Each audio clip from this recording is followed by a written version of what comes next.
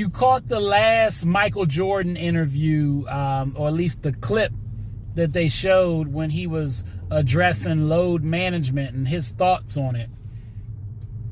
Anybody that's watched Michael Jordan play, that has heard this subject come up before, you would have known what he was going to say. It wasn't really new information to me, but because MJ's talking about it, caused a lot of people to want to speak on it too. It's a touchy subject. Load management. Should the basketball players be taking games off? What do y'all think about it? Let me know in the comments. The one thing that's interesting when it comes to load management is the players get so much flack for it, and the teams and the coaches, but mostly the players. It's almost as if it's seen as they want to load manage. First of all, let's talk about the fact that load management started with coaches doing it.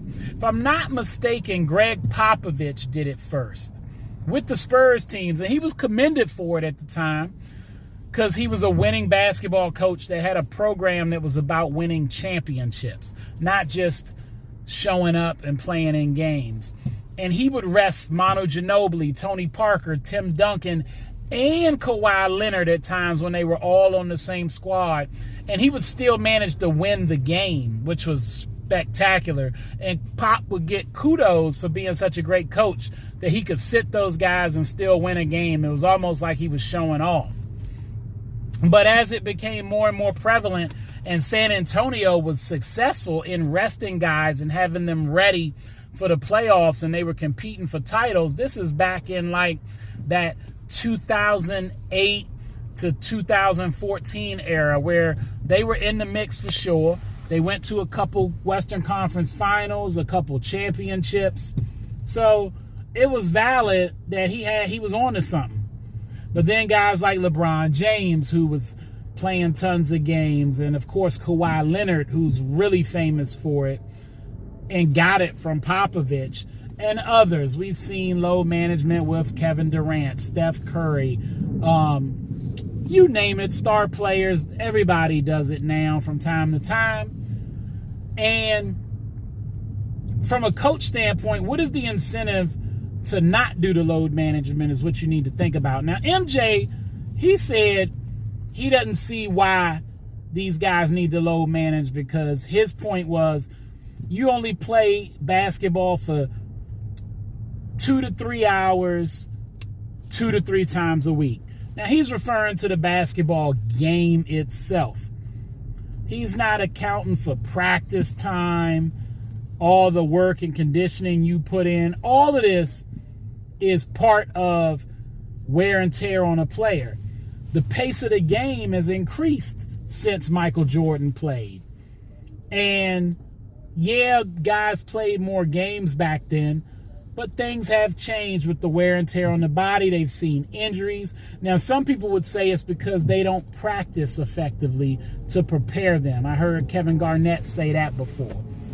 I love Allen Iverson's point about load management. He said load management, he's like, it seems like a suspension. He was like, for him, why you need to punish me by taking me out of a game and not letting me play? If you're going to load manage, let's load manage that practice. Like he said, we talking about practice, right?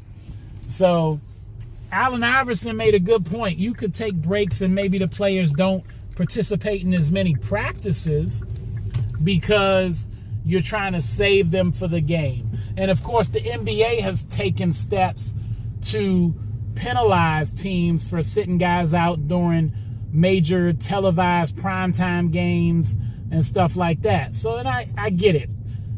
Like Michael Jordan and Kobe Bryant have both said, fans come to see me.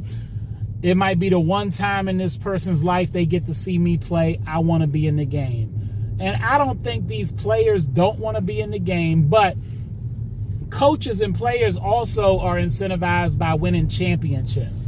And when guys' bodies break down late in the season and they don't win because the guy's dealing with an injury, nobody says that they played too many games or they were injured they say they weren't good enough to win that title. Coaches lose their jobs because they weren't good enough to win that championship.